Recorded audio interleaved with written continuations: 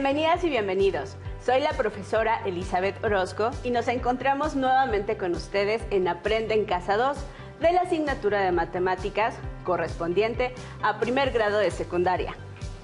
Yo soy el profesor Juan Carlos Becerra y en esta lección daremos continuidad al tema anterior. Recuerden que vimos los diferentes significados y representación de la fracción y fracciones con denominador diferente de 0. En esta lección analizaremos cómo ubicar números decimales en la recta numérica. Compararemos números decimales entre sí para determinar cuál de ellos es mayor, menor o si son iguales. Y veremos cómo establecer la equivalencia de una fracción común con una fracción decimal. Elizabeth, a propósito de este tema que estudiaremos hoy, fíjate que la última vez que vi a mis alumnas y alumnos, noté que la mayoría había crecido mucho en comparación con la estatura que tenían al inicio del ciclo escolar. Sí, es increíble lo rápido que crecen en esta etapa. Seguramente lo han notado. Si no, hagan la prueba de medirse semana a semana y registren las medidas que van obteniendo para que observen cómo van creciendo. Un recurso que pueden utilizar para llevar su registro es el de anotar sus medidas en una recta numérica. Sin embargo, el crecimiento de una semana a otra será apenas de unos milímetros, así que tendrán que aprender a ubicar números decimales en la recta numérica, ya que posiblemente obtendrán medidas como 1.53 metros, 1.71 metros, etc. Vamos a ayudarles a realizar dicho registro de una manera adecuada. Utilizaremos como guía el siguiente video. Para ubicar el número decimal 7 décimos en la recta numérica, se puede seguir el siguiente procedimiento. 1. Dado que 7 décimos nos indica por su expansión decimal que en una unidad hay 10 décimos, para ubicarlo en la recta numérica podemos dividir la unidad en 10 partes iguales. 2. Ya sabemos que hay números positivos y negativos. ¿Y cómo ubicarlos en la recta numérica? En este caso, 7 décimos es un decimal positivo y se ubica a la derecha del 0. 3. Para ubicar 7 décimos en la recta, nos vamos a mover a partir del 0 7 posiciones a la derecha, empezando con 1, 2, 3, 4, 5, 6, 7, como observan, 7 décimos se ubica en este punto de la recta numérica. En el caso del número 63 centésimos, identificamos que es un número decimal del orden de los centésimos. Esto significa que la unidad está dividida en 100 partes iguales. En este ejemplo, como en el anterior, no hay un número entero, es decir, estamos entre 0 y 1. Vamos a dividir en 100 partes iguales la distancia entre 0 y 1. Primero dividiremos en 10 segmentos iguales y a su vez cada segmento resultante también.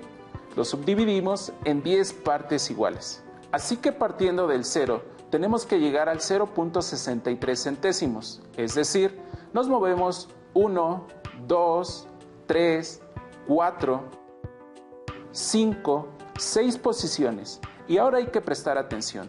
3 centésimos está entre 6 décimos y 7 décimos, es decir, el 0.63 centésimos se encuentra en este lugar. En el video que acabamos de observar, ¿se dieron cuenta por qué en la recta numérica del 0 al 1 se dividió en 10 partes iguales? Repasemos el nombre que recibe cada número después del punto decimal de acuerdo con su posición. Para recordar esto, observemos la siguiente imagen. En ella se muestra el nombre de los números decimales de acuerdo a su posición. En este caso, la primera posición a la derecha del punto decimal, donde está el número 5, corresponde a los décimos. Siguiendo el mismo orden, en la segunda posición, donde está el número 3, corresponde a los centésimos. En la tercera posición, donde está el número 7, corresponde a los milésimos. En la cuarta posición, donde está el número 1, corresponde a los 10 milésimos. En la quinta posición, donde está el número 6, corresponde a los 100 milésimos. Y por último, en la sexta posición, en donde se encuentra el número 4 corresponde a los millonésimos. Es importante mencionar que hay más posiciones en los números decimales. Ahora que recordamos estos nombres, vayamos con un ejemplo de cómo pueden ubicar los registros que vayan obteniendo de su estatura en la recta numérica, cuyas medidas corresponden a números decimales. Me parece bien. ¿Qué te parece si el ejemplo lo hacemos contigo? ¿Cuánto mides, Elizabeth? Hoy pues soy muy chaparrita, mido 1.52 metros. Tu estatura corresponde a un número decimal que significa un entero con 52 centésimos. Para ubicar este número decimal, debemos de trazar una recta numérica que en nuestro caso está dividida del 0 al 10 e identificar entre qué número se encuentra el número 1.52. Miren con atención, seguramente ya se dieron cuenta que un entero 52 centésimos se encuentra entre el 1 y el 2. De acuerdo con este ejemplo, para ubicar los 52 centésimos, debemos dividir en 100 partes iguales la distancia entre 1 y 2, en donde cada división corresponde a una centésima parte de esa distancia. Contemos centésimo por centésimo a partir del 1 hasta llegar a 52 centésimos. 1, 2, 3, 4, 5, 6, 7, 8, 9, 10, 20, 30, 40, 50 y 52 centésimos.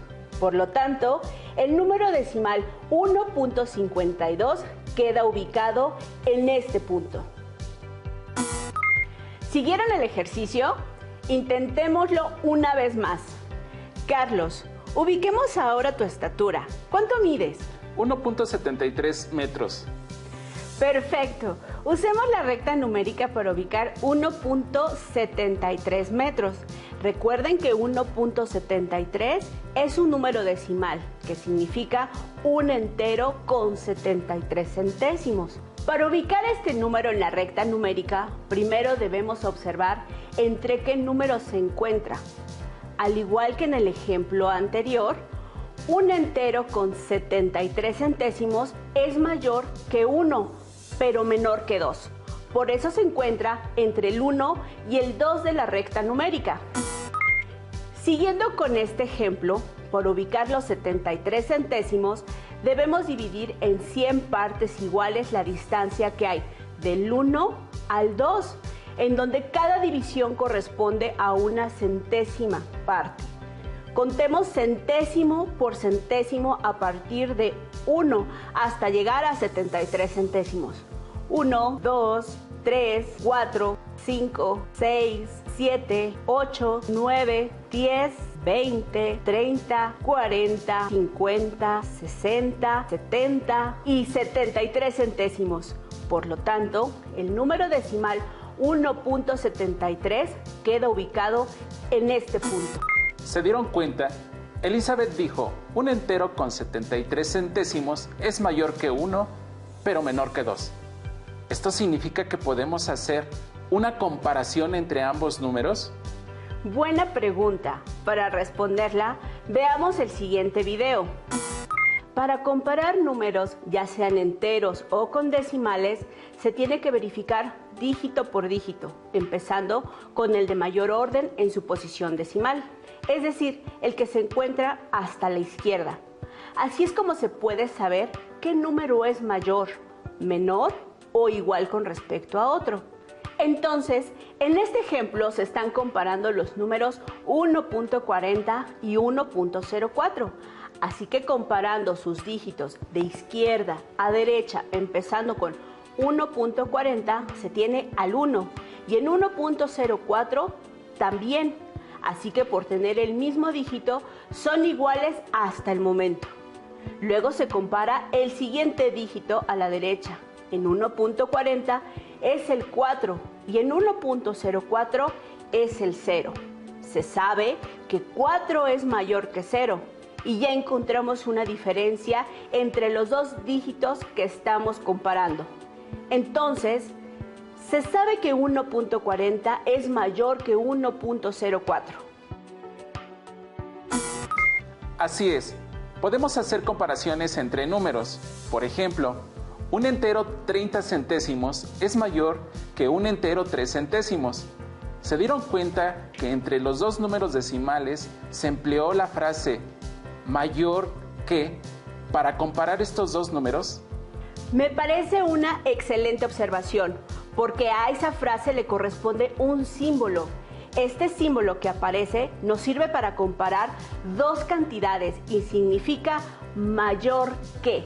Para representar el símbolo de mayor que, colocamos nuestra mano derecha al frente y usamos los dedos índice y medio como si hiciéramos con ellos una tijera al abrirla. Formemos el símbolo. En este caso, la apertura más grande indica el número mayor y la unión de nuestros dedos indica el número menor. Para el símbolo menor que, hacemos exactamente lo mismo, pero con la mano contraria. Con lo que acabamos de ver, ahora realicemos la comparación entre los dos números que ubicamos al principio en nuestra recta numérica, 1.73 metros y 1.52 metros. 1.73 es mayor que 1.52. Elizabeth, ¿qué pasaría si cambiamos el orden de los números y los comparamos nuevamente? Al comparar estos números, el de la izquierda es de menor orden de magnitud con relación al de la derecha. Entonces podemos afirmar que 1.52 es menor que 1.73. Y entonces, ¿cómo distinguimos que dos números son iguales? Para ello observemos el siguiente video. Vamos a comparar a 0.320 con 0.32. Observemos que la parte entera únicamente tiene un dígito y es 0. Entonces, empezando a comparar dígitos de izquierda a derecha, tenemos a 0 de un lado y 0 del otro lado, donde 0 es igual a 0. Luego pasamos a la parte de los decimales. Aquí está el punto decimal y comparando la primera posición a la derecha del punto decimal, se tiene en el primer número un 3 y en el segundo también, llegando a otra igualdad. Ahora pasamos a la siguiente posición. En el primer número se tiene un 2 y en el otro también. Así que continuamos con las igualdades entre los dígitos. Finalmente, en la tercera posición del primer número se tiene un dígito 0, pero se observa que en el del segundo número no tenemos dígito. En estos casos hay que agregar un 0 para tener la misma cantidad de dígitos en la parte decimal y así poder comparar los números. Una vez que tengamos nuestra tercera posición decimal en el segundo número, podemos compararlos de nuevo. Llegamos nuevamente a una igualdad, ya que 0 es igual que 0, y se concluye después de comparar todos los dígitos de ambos números que son iguales. Analizando todo lo anterior, podemos concluir que hay tres símbolos que nos permiten comparar dos números: mayor que, menor que e igual que. Es importante recordarles que al comparar dos números decimales, estos deben tener la misma cantidad de cifras antes y después del punto decimal. En caso contrario, podemos agregar tantos ceros sean necesarios a la izquierda o a la derecha del número. Esto no cambiará su valor. Veamos un ejemplo de nuestra vida cotidiana, en el que sin darnos cuenta, invariablemente realizamos comparaciones entre cantidades que representan un número decimal. ¿A qué te refieres, Juan Carlos? Sí, les explico. ¿Se han fijado que los productos alimenticios deben de tener una tabla de información nutricional, la cual refiere el valor energético y los nutrientes que contienen, como proteínas, vitaminas, grasas, etc.? Entonces, aprovechemos esta información para comparar productos similares y determinar cuál es el que más nos beneficia. Sí, tienes mucha razón. Es algo que yo hago con los jugos de fruta, la leche, el cereal y con otros productos. Veamos juntos un ejemplo. En esta tabla se muestra la composición nutricional de dos productos, el arroz integral y el refinado. Como todos los productos, estos contienen varios nutrientes. Entre los más importantes podemos destacar las vitaminas, ácido fólico y las proteínas. De acuerdo con la tabla, podemos comparar los nutrientes entre el arroz refinado y el arroz integral. Por ejemplo, los hidratos de carbono que contiene el arroz integral son 74.1 gramos y del arroz refinado son 81.6 gramos. Ambas cantidades están representadas con números decimales. Por lo tanto, podemos determinar cuáles productos tienen mayor, menor o igual valor, de acuerdo con lo que hemos venido trabajando con ustedes. En este caso, la cantidad de dígitos que tienen los dos números en la parte entera y decimal es la misma, por lo que únicamente comenzaremos a comparar de izquierda a derecha, comenzando con los números 7 y 8. Observen que 7 es menor que 8, por lo que ya no es necesario otra comparación y se determina que 74.1 es menor que 81.6. Ahora sí, comparemos la vitamina B6 de ambos productos. ¿El arroz integral tendrá mayor, menor o igual cantidad de este nutrimento? De acuerdo con los datos de la tabla, el arroz integral contiene 0.275 miligramos y el arroz refinado contiene 0.2 miligramos. En este caso, los dígitos en las dos cantidades no son los mismos. De acuerdo con lo visto anteriormente, se deben completar agregando 2 ceros a la derecha del segundo número para poder hacer la comparación. Comencemos a comparar de izquierda a derecha. Analizando los números que están en la posición de las unidades, vemos que en los dos números hay un 0, por lo que son iguales. Ahora analicemos los números que están en la posición que corresponde a los décimos, el cual es el mismo número, 2.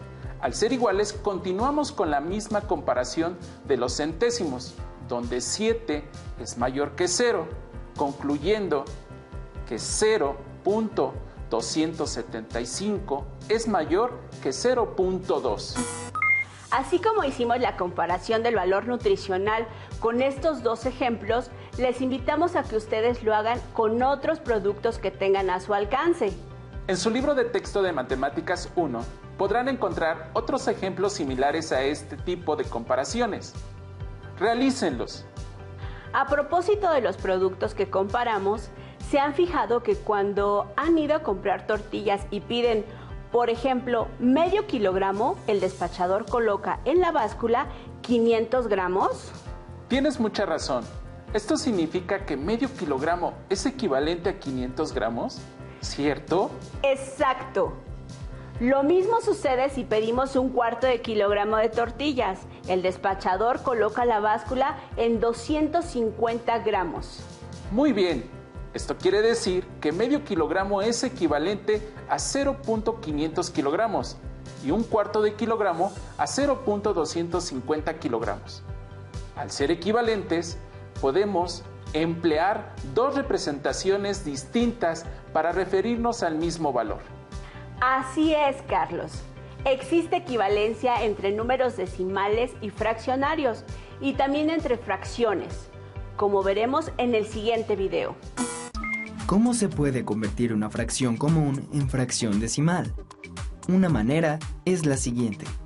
Convierte la fracción común en número decimal y después el número decimal en fracción decimal. Veamos un ejemplo. Considera la fracción común 7 octavos. Para convertirla en número decimal, divide el numerador entre el denominador, es decir, 7 entre 8. De este modo, obtenemos que 7 octavos es igual a 875 milésimos. Para convertir este número decimal en fracción, observemos cómo se lee 875 milésimos. Esto nos da la clave para escribir en el numerador el 875 y en el denominador el 1000. Así, 7 octavos es igual a 875 milésimos. Las fracciones comunes son equivalentes a una fracción decimal, como pudieron observar en el video. Sí, Estas fracciones se caracterizan porque al dividir el numerador entre el denominador, en algún momento se obtiene un residuo de 0. Como observamos en el ejemplo, 3/4 es equivalente a 0.75 y este número decimal se lee 75 centésimos.